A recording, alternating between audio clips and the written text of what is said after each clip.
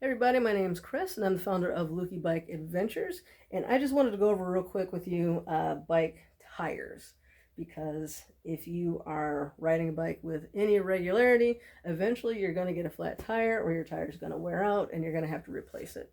And it can be a little bit confusing if you've never done it before. If you need to buy a new tire, buy a new inner tube, there's a lot of choices, and so I kind of just wanted to help out with that a little bit. So like and subscribe if you enjoy the channel, or if you want to support our project. We are a nonprofit trying to help get kids riding their bikes and fixing their bikes and enjoying the outdoors by cycling through the outdoors. All right.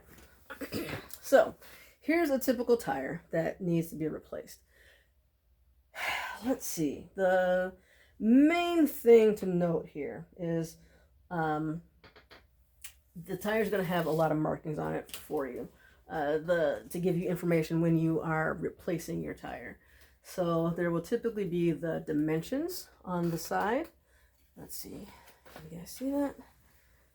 The lighting, I realize, is not great here. So this says 26 by 2.10. So the 26 is the diameter of the wheel itself, and whatever size wheel you have, that's what size tire you have to get for as far as the first number. 26. The second number is the I guess you could say the thickness of the tire, like, you know, the bulk, I guess, here.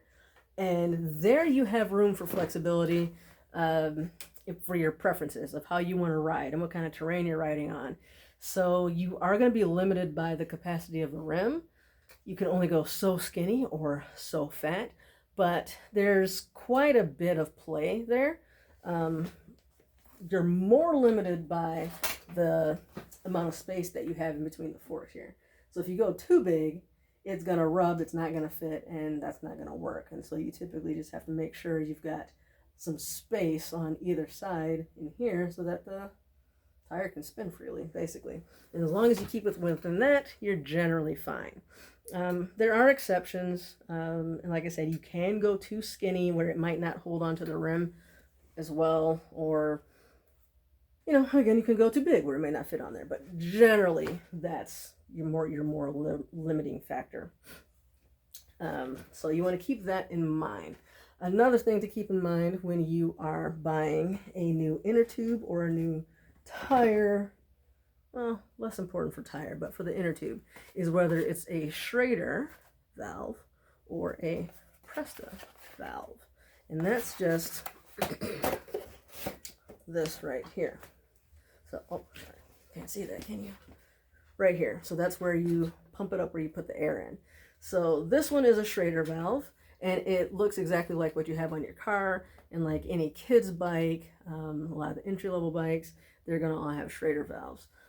However, if you get into the more modern bikes, and the higher end bikes, you will start to see Presta valves.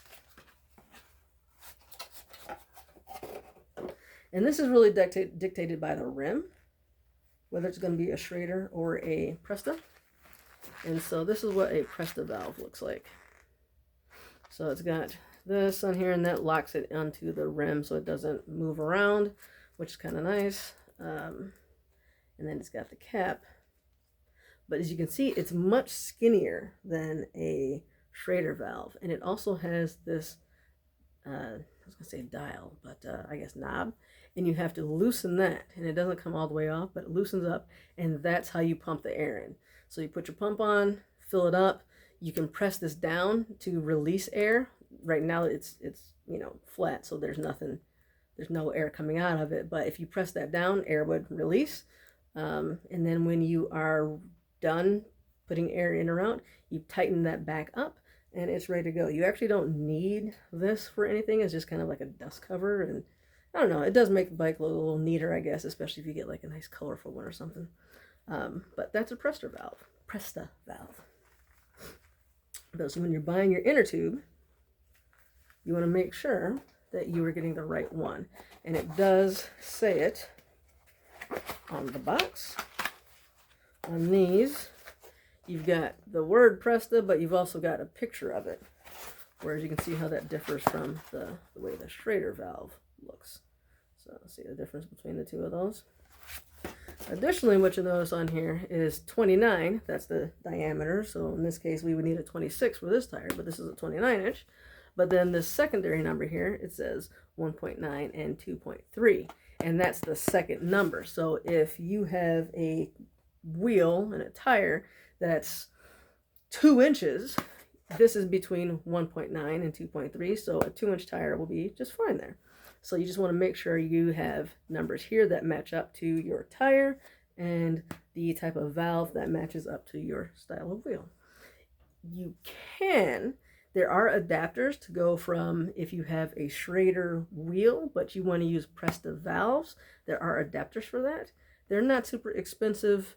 I actually did that on one of my bikes because I like Presta better, just because I think they are a little easier to, I think they're easier to put air in and out of. So I like that little valve where I can just kind of push the button and release air, and I think it's a little nicer. So I did that, but they're only a couple bucks, and that's, you know, up to you. There isn't an adapter to go from Presta to Schrader because these are thicker. So you'd have to like drill a bigger hole, which I do not recommend. Don't do that. That compromises the integrity of the wheel, and don't do that. That was a terrible idea. I'm just saying there's not really a way to do that because the size difference. These are smaller, so you can go from a bigger down to a smaller, but you can't go from a smaller to a bigger. So there's that. The next thing is, so you have your new inner tube, you know what kind of your dimensions and everything. The next thing I want you to look at is, where is it? Well, it tells you the minimum and maximum inflation pressure. So this has 40 to 65 PSI. There's also some other numbers on there, but generally speaking, in the US, I hear everybody say PSI. So you want to stick within that range. And again, it's a pretty big window. It changes the feel quite a bit of, you know, how it rides. You want to adjust that to your weight and your riding style and everything else like that. But what I was actually looking for is this right here. There's an arrow. And bike tires are generally directional. Let's see if you can see that. Can you see that arrow there? There. Kinda, maybe. Yeah. All right. So yeah, there's an arrow there. It's pointing that way. And so I have seen a couple that I think were not directional. They didn't appear to be directional, and I couldn't find an arrow on them, and they looked the same either way. But most of the time, the vast majority of the tires that I've seen are directional.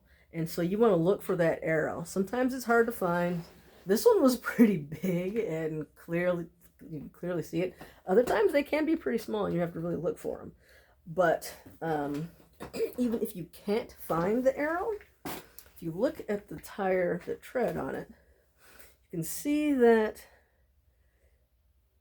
this side, like, it starts off kind of fat and flat, and it kind of tapers forward towards the center. It's almost like it's pointing that way and like it wants to spin in that direction, as opposed to, if you look at it this way, that looks like it's it looks wrong. It looks like it would have more grip this way. Like if I were, I don't know, climbing over rocks or something like that, and wanted to be like a tractor or a tank or something like that, it looks like maybe that would be better that way. But they actually designed tires to go to roll in one direction, and the backside is actually to help you brake, so it's, you know, kind of moving backward. And so they're designed very much to go in a certain direction. Now if you put it on backwards, you know, nothing's really going to happen, but it will compromise the braking power, the traction on, you know, whether it's wet or sandy or whatever else is going on. It may make it not roll quite as smoothly.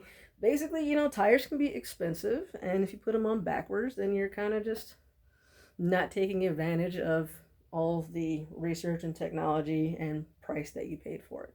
So just try to make sure you put it on right.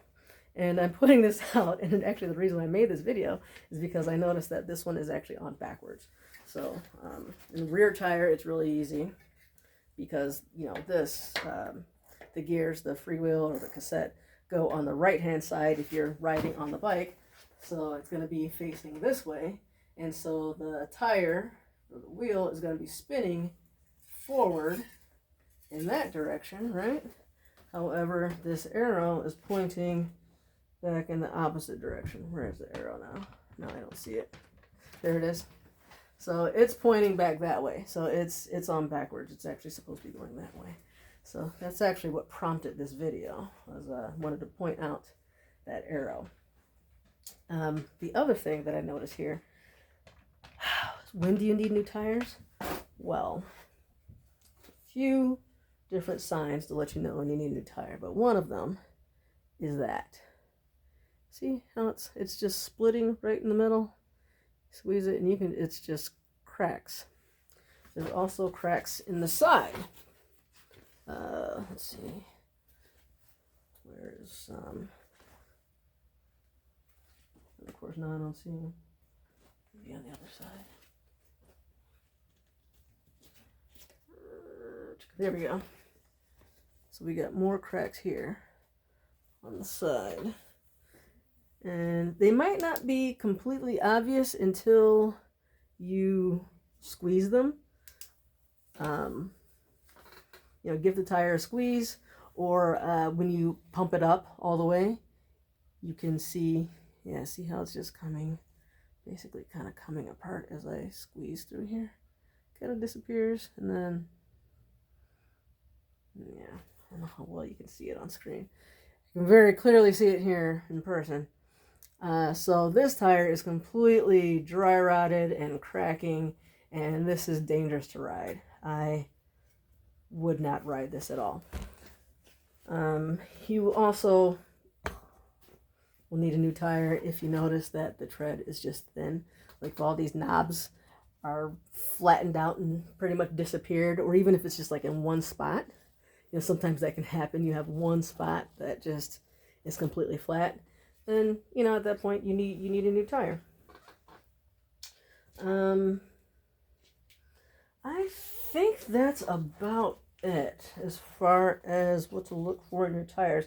I'm gonna make a separate video on how to replace the flat, or how to change a flat tire, how to patch it, things like that. But this one is just kind of a overview of tires and inner tubes and what to look for.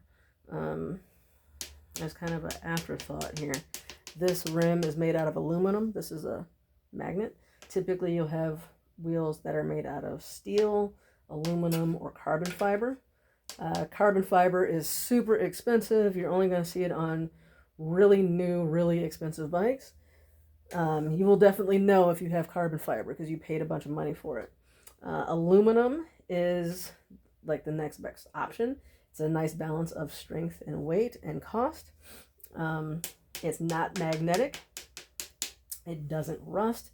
But like I said, it's strong and it's lightweight. The spokes themselves are made out of steel, and you can see rust on them. And then steel rims are just, they weigh 10,000 pounds. They're so heavy, but you know, indestructible. So there's that. And yeah, I think that's about it for right now. So like and subscribe if that was useful to you, if you learned something, if you just like my pretty face, or if you want to help out the channel, help us grow, that would be fantastic. I'm using this as a way to help people, you know how to take care of their bikes, but also to raise awareness about our project here. So check out the links below if you want to follow us on Instagram and Facebook. If you want to check out our website and see what we're doing, make a donation ideally. Please share, like, subscribe, all that fun stuff. It does help. Really appreciate it. And I will see you guys in the next video. Thanks for watching.